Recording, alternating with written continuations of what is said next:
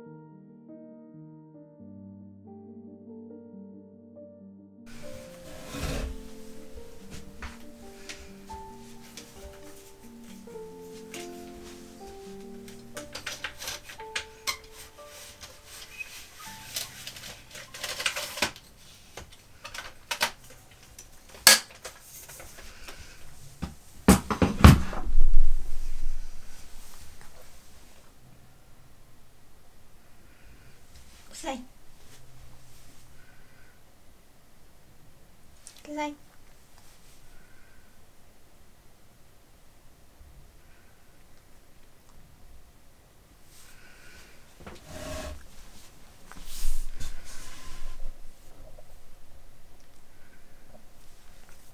Hi everyone and welcome to my very dark corner of the world. Late autumn and winter is almost here, so it is very dark in Netherlands. It's very rainy and we barely get any light these days. So it's very lovely to have you here. It feels like I was away for a long time and now it's time to catch up a bit. In September I went back to Ukraine for a couple of weeks. We did a lot of gardening and clearing out the fields and harvesting everything that we planted in spring. So there is a separate video of that. If you'd like, you can watch it there or here somewhere. And after that we had a tiny little break in Ireland, and that is something that you will also see in this episode, because we've been to woolen mill where they still hand weave all the tweeds, and I think that's something that's very unique and I would really like to show you. So yeah, I will start with the finished sample that I have, and then we will wrap up with the footage from Ireland and talk a bit about that.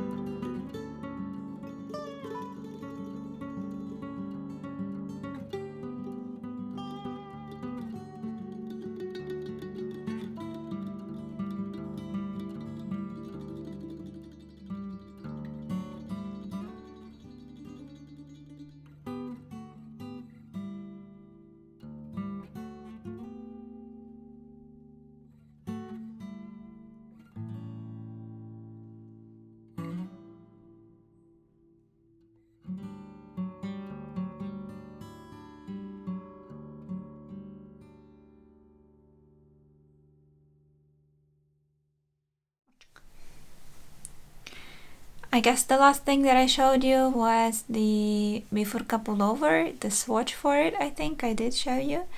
Well, if I didn't, this is how the swatch looked like, and I had a bit of a hard time choosing which colors should I use for the sweater, for the pullover version of the Bifurca pattern. And if you remember, this is the vest.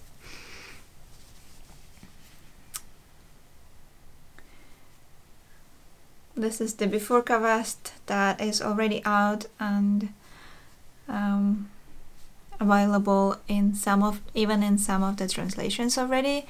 I think Spanish and German and maybe French. So yeah, I made the vest and I was super happy with it, and then I immediately felt like I had to knit a pullover. So I did knit a pullover.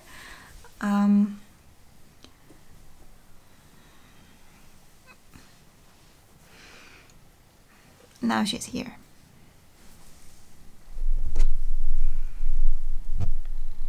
On the swatch. How am I supposed to show it? Orchik.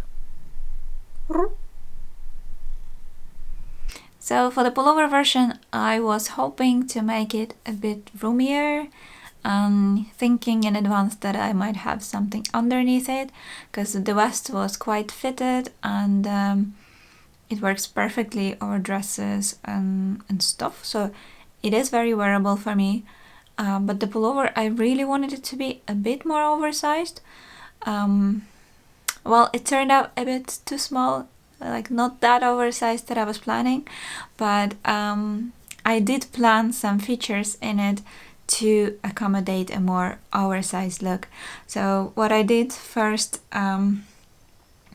was like in the vest, if you make it too oversized, I think the shoulders will be dropping off, like they will be falling off your shoulders.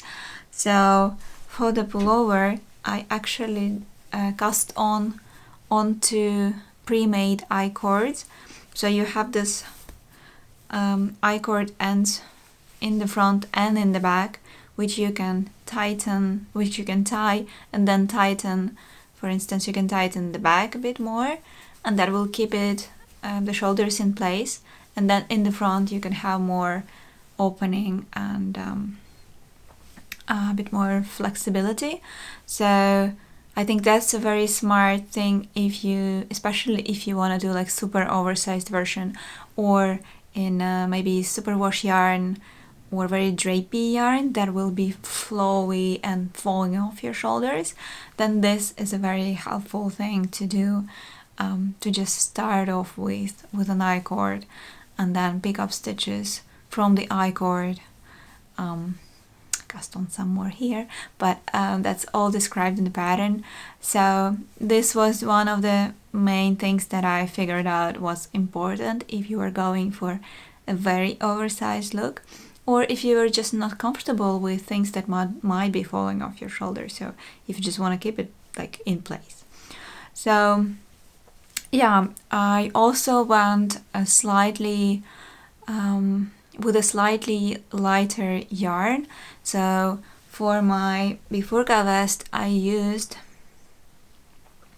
Semilla Pura from BC Garn, the main color here, and it is a DK weight. So the gauge is for the DK weight, and then for the pullover I used the sport weight yarn, which gives a bigger gauge, and it also makes it a bit lighter and more flexible sort of, not as rigid as if you knit it in a heavier yarn. And I think that was also important for the sleeves to be more drapey, and overall for the look of the pullover, because otherwise it would be too bulky, it felt to me. So for the pullover I'm using number 3 from Good. That is 100% New Zealand lamb's wool, and This one is undyed, so it's a natural color that they had gifted me. And they also sent me some beautiful naturally dyed colors, which unfortunately I didn't see going together with this one. So I was looking for a good combination, maybe less usual to me. Let's see the swatch again. Kati? Whoops. Okay, I got it. So I was trying maybe with red, which is more predictable of me, and the red one is the same as in the vest. And I figured that for the color work you can play a bit with the different weights, and that's fine. So I tried with this one. That's a woolen heather from Wool. That's a virgin wool with linen, and it's just a tiny bit thicker than the main color I'm using. So here is 100 grams is 450 meters, and then in this one you will have 400 meters. So it's just slightly heavier, and it looked quite nice. Although I was afraid that because the main color is so dark, you won't see that much of a pattern, but I can imagine that it could look really expensive and stylish if you do this color combination. Then I tried with yellow, which I also haven't done quite often, and yellow is the Darney, one of my favorite yarns from Ireland. So it's just the yellow one, and I think it also looked really nice, but I wasn't sure how versatile it would be with, like, in my wardrobe, considering all the other colors that I wear. So maybe yellow wasn't really a good choice.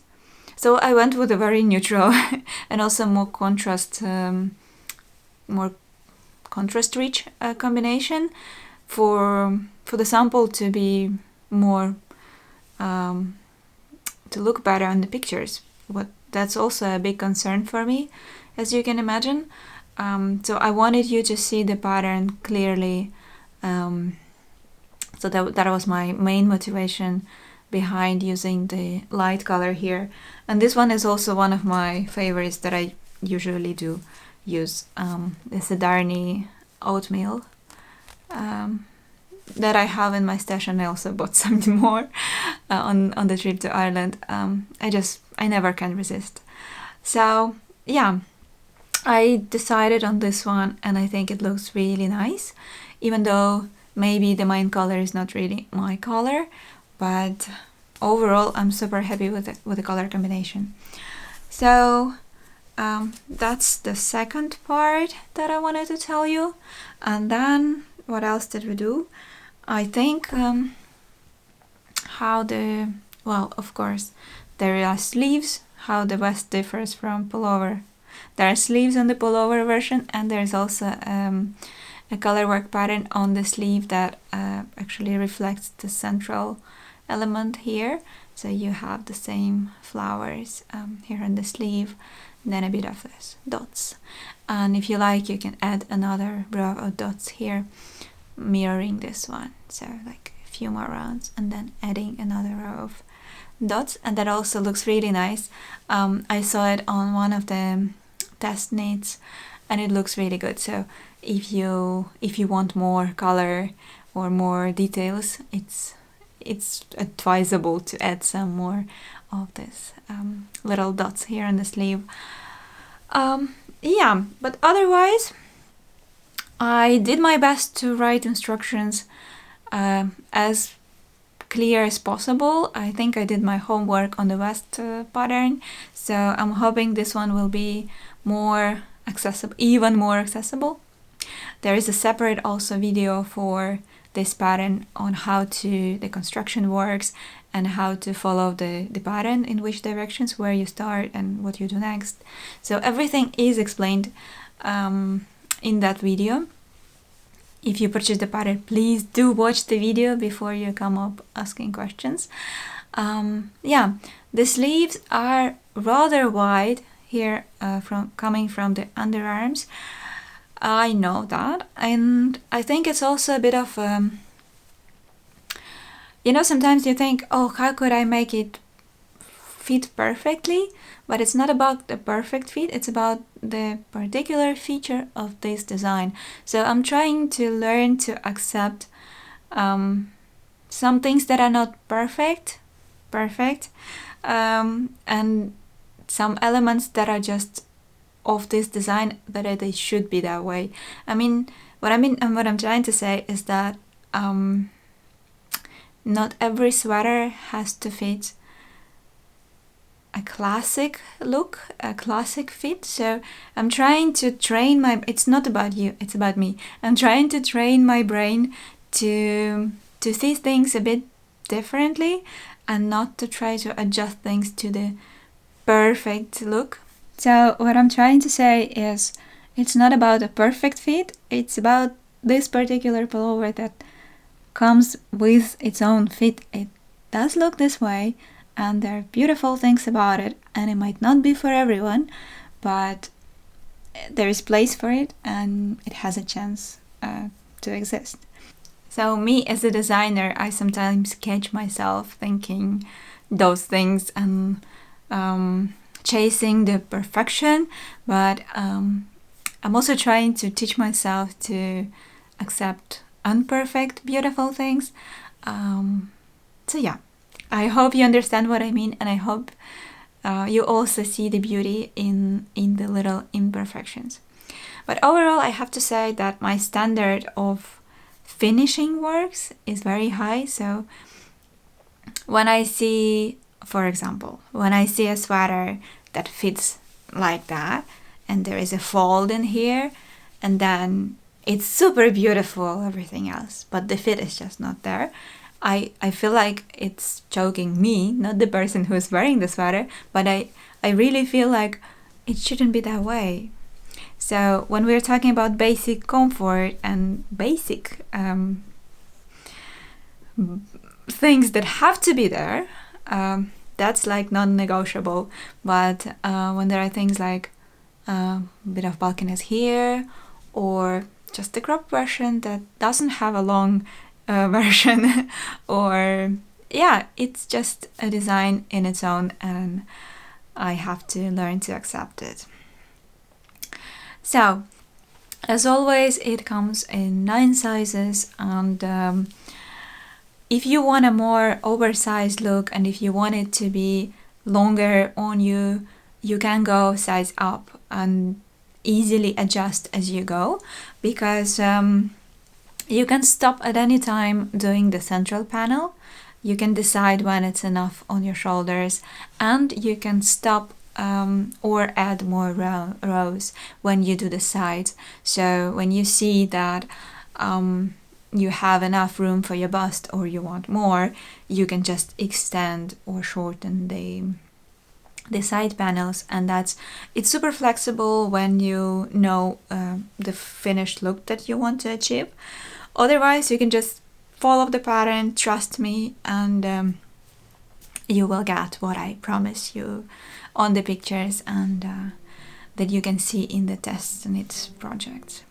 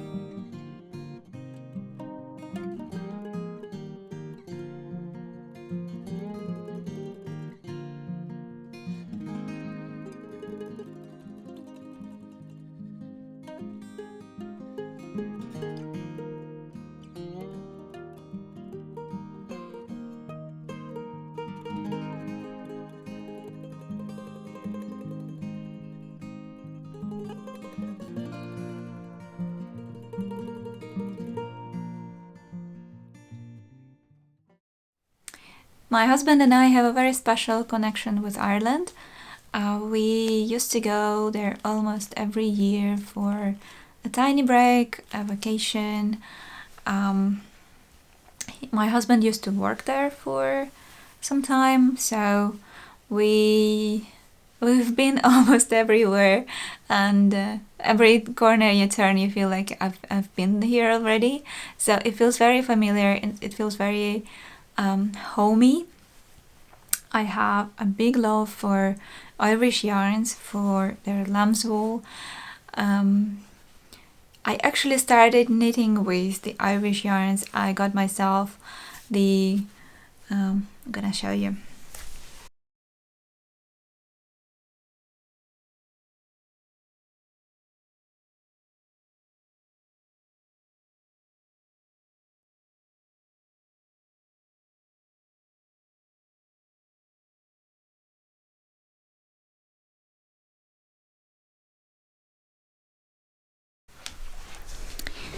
So yeah, back in the day when I was just beginning to knit, it was also a bit of a hype in on Ukrainian Instagram and I think in the Eastern Europe that people were buying yarn on the cones.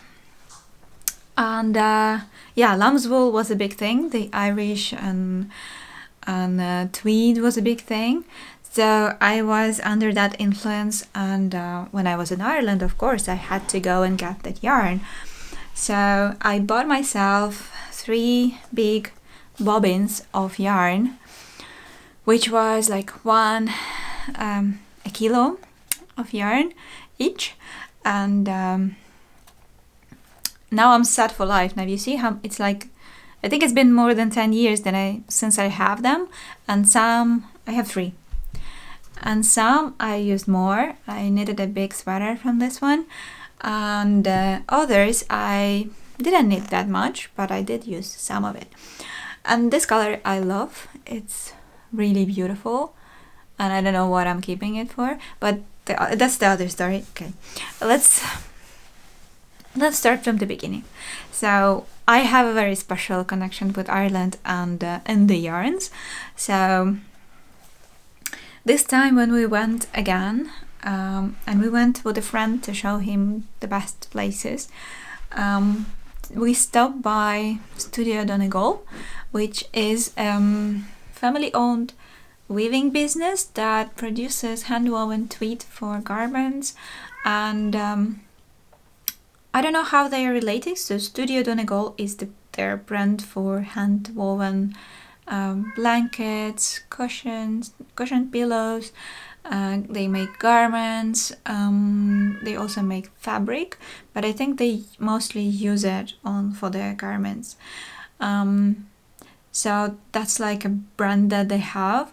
And then there's Donegal Yarns, which is a mill that is right behind the Studio Donegal building, and I think they are connected either through owners or somehow, but I'm not sure about that. So in the Donegal studio shop, they sell also yarns, and Donegal Yarns makes these cones, the yarns for weaving mostly. So they are there's spinning oil on it. It's not washed after spinning, and it's nice for weaving, but it's not as nice for hand knitting. So you will need to wash your hands, and it looks not very nice before you block it. So after you wash the sweater, it will look absolutely gorgeous, but while you're working on it, it's not gonna look nice. So that's a bit discouraging about these yarns, and also the feeling on your hands of the spinning oils is not very pleasant. But yeah, if you are patient enough, and also I think it is cheaper to get the yarn in a cone than the ones in the skeins for hand knitting that they have.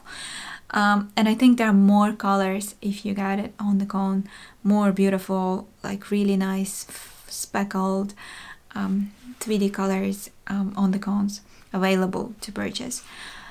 But yeah, that's the downside of these yarns on the cones. But they also have a line of hand knitting yarns, and that's my favorite part, the sport weight darny. And I always buy it when I see it somewhere in the shops, because it doesn't have too many colors, unfortunately. But the two that I absolutely love is this oatmeal, and the other one is garnet, I think. It's this beautiful wine.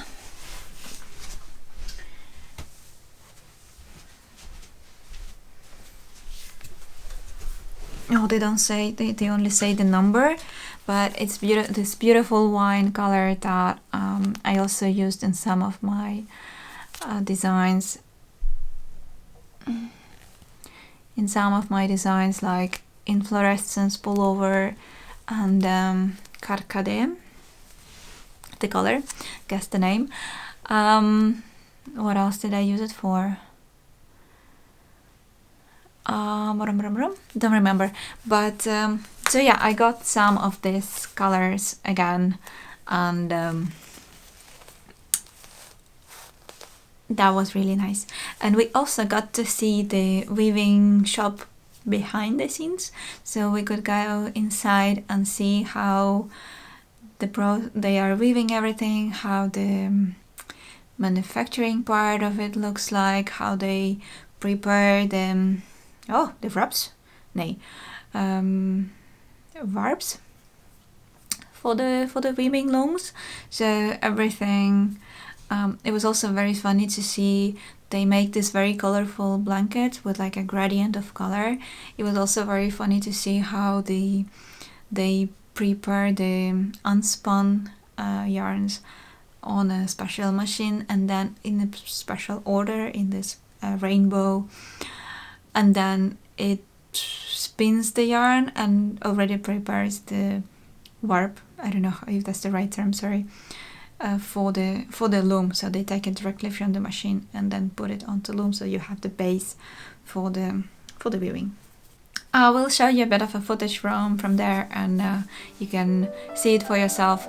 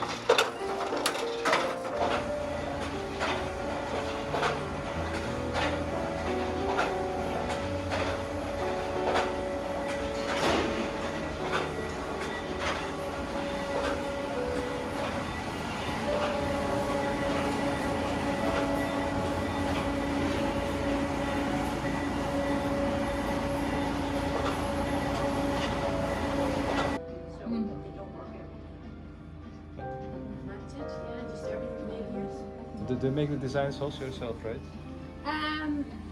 Yes, the design sort of evolve. The clothing we don't change from season to season. We just make a collection that's timeless.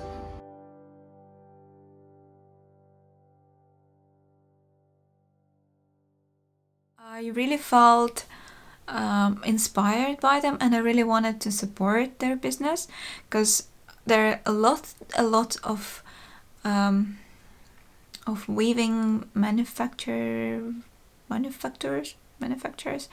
now in Ireland that make blankets and sweaters and everything, and they claim that it's handmade, but it is in fact not. It is woven on an industrial machines, and there is very little of handwork there. And I bought something from them.